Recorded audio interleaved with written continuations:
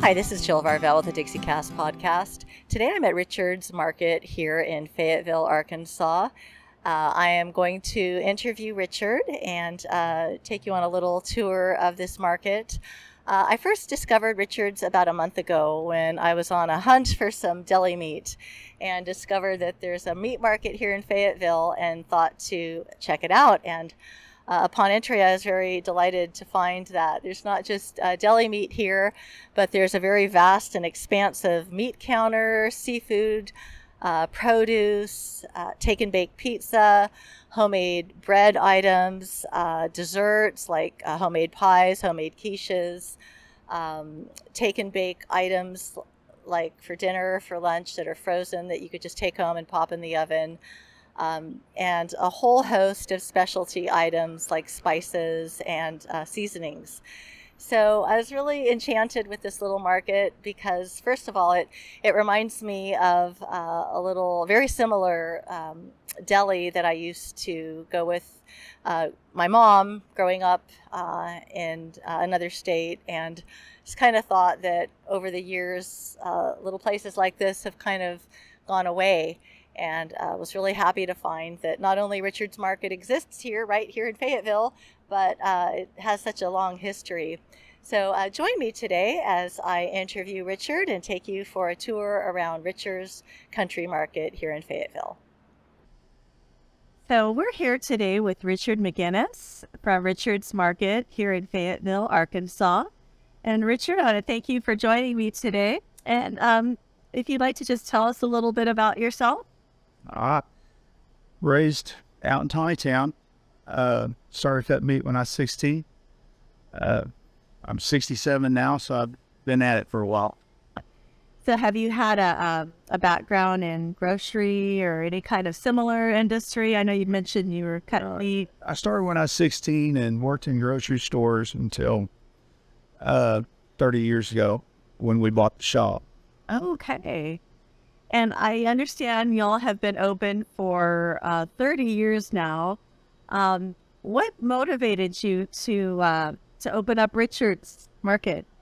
It was an existing business that we bought, and I have to credit my wife for it. She pushed me and pushed me. She has her own business, and she said, "You will regret if you don't buy your own business. You're going to love it so much more than what working for someone else." And she was right.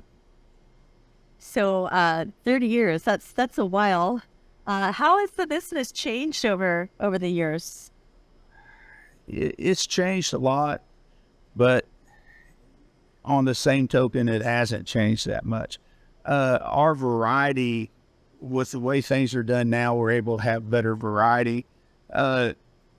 As the population in Northwest Arkansas grew too, it allowed us to carry more product too, because we don't have, when we first opened 30 years ago, we had just some small cases, and it's kind of grown into this big mess right here now. And it's been, the more traffic you have come through, the better selection you can have. Yeah, you have like this vast array of meats, take and bakes, pre-made food, produce. How many people does it take to have all this available? We have 14 on the schedule. 14 people on the schedule. Okay.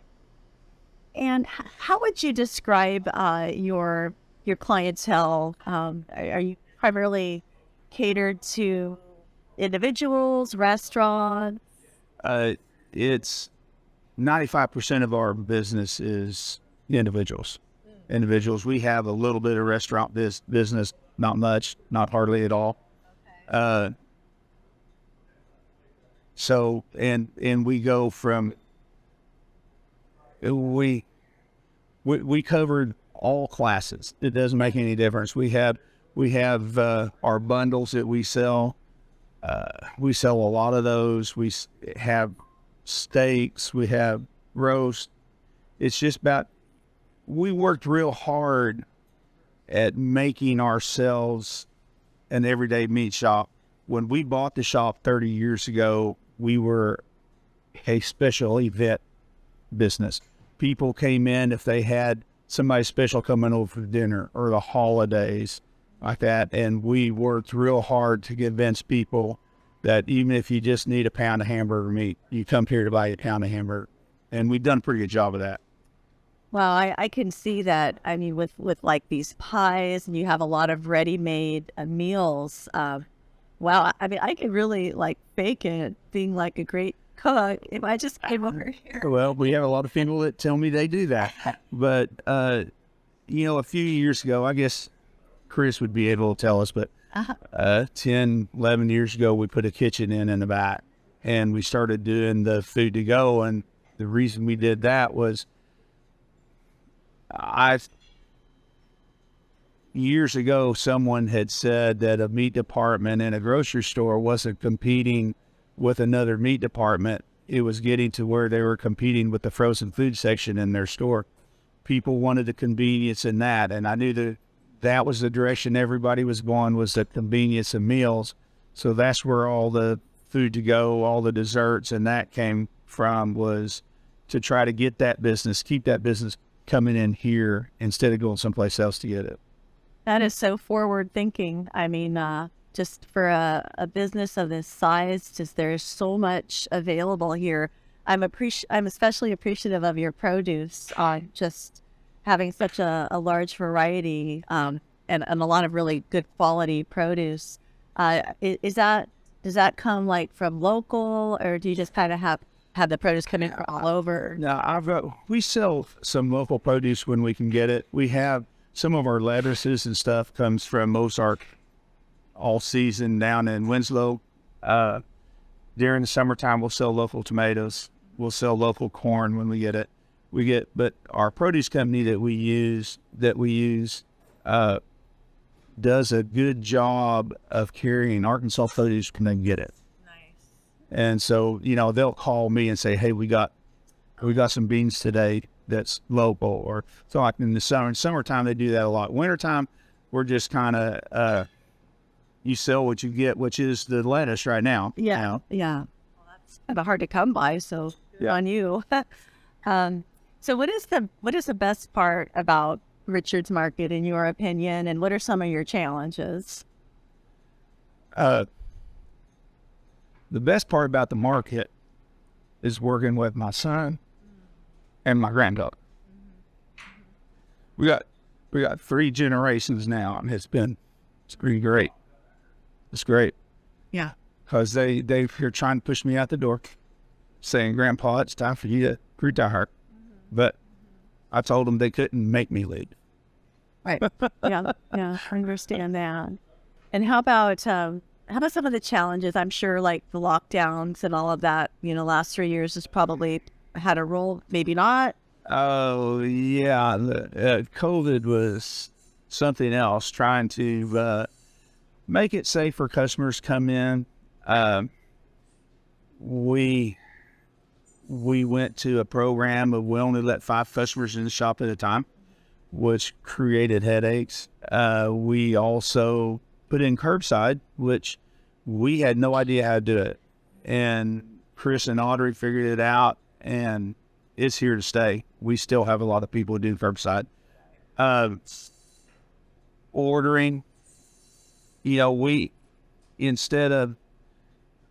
I refuse to just talk to my 2 or 3 main suppliers, and when they say they didn't have something, just say, okay, we're out. We added a couple more places that we bought stuff from, and we managed to get through COVID without being out of anything. And it was hard on my brain. Sure. Because instead of ordering twice a week just to cover the week, we were ordering, when I had the ability to get the product, we're ordering 2 and 3 weeks out. And then you got to say, okay, I got it ordered. Now we got to sell it, Right. But, Right. Omniscience helps. So it all of that, we did some adjusting. We started closing on Monday also. We were always closed on Sunday anyway, but we're closed Sunday and Monday now. And that was something that was caused by COVID that, as Chris and I say, will never go away. Yeah. We haven't had 2 days off in a row in forever. And now we do. It's easier to write a schedule. If you work here, you work every day. I mean, it's just one of those things. Yeah. Unless you're in school. We have a lot of kids that go to school, stuff like that. But Yeah. Wow. So, what about, what is your best-selling item? our steaks are our best-selling items. We sell more steaks than we do anything.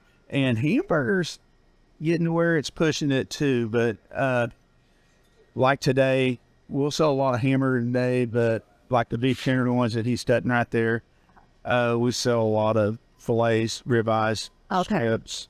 Okay. And what are some of your favorite items available here? I know you have pizza. Like, I'm going to have to try that. Yes, we do have pizza. We sell a lot of those. My favorite item is probably a ribeye. I like it better than I do any of them. Sure. So Sure. Yeah, that's fair.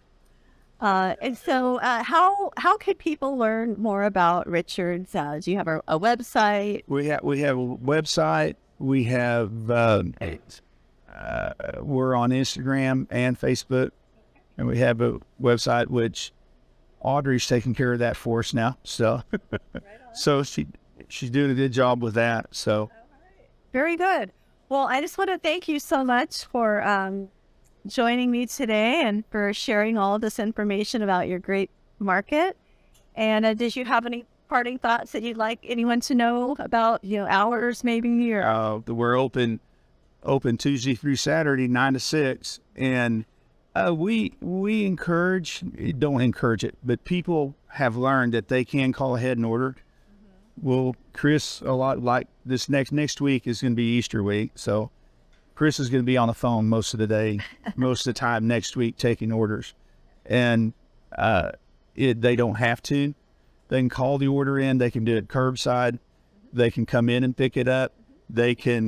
We've had people say, yeah, I'm going to give you my credit card, run it, but I think I'm going to come in to get it because I want to walk through the shop. Yeah. Okay, so that's fine. So we don't have any rules about that. Just come in and get what you want. But it's no problem at all to do stuff ahead for. And I want people to know we just because you don't see it in the case doesn't mean you can't get it.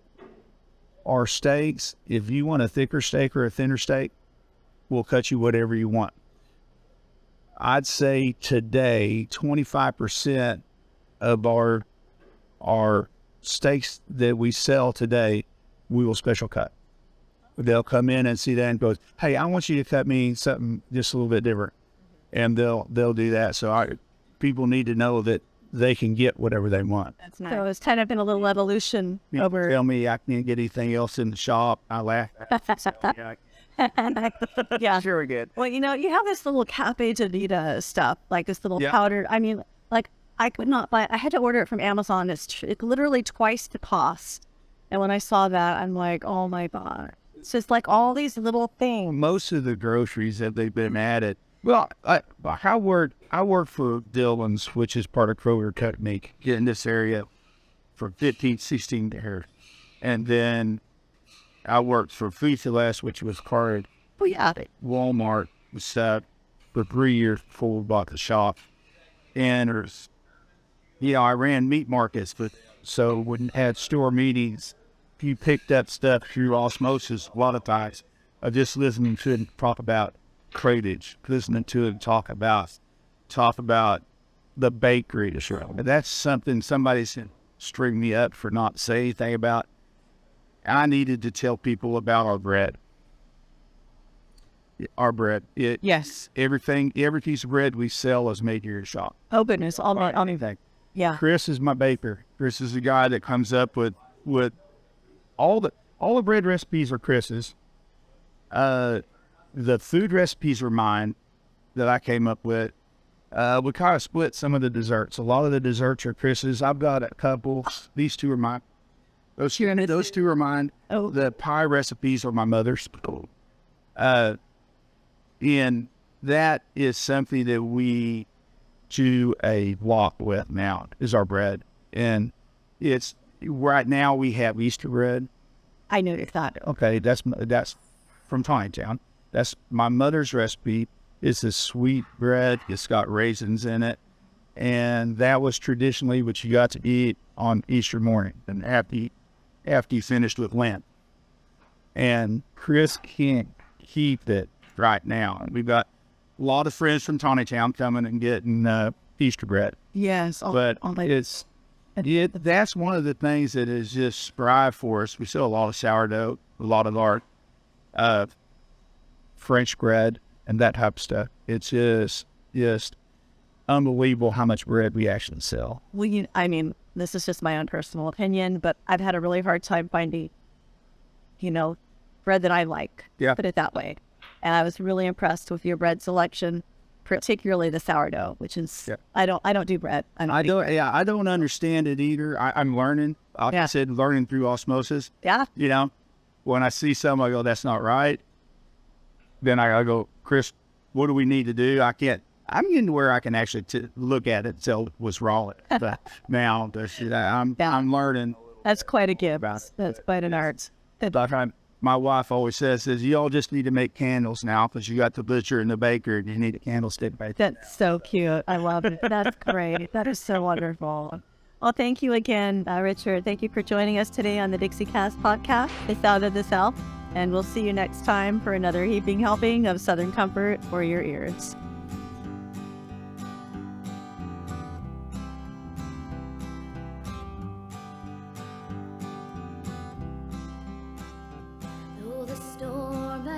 Furies broke today, crushing hopes that we cherished so dear. Though the clouds and storm will in time pass away, the sun again will shine bright and clear. Keep on the sunny side, always on the sunny side. Keep on the sunny side of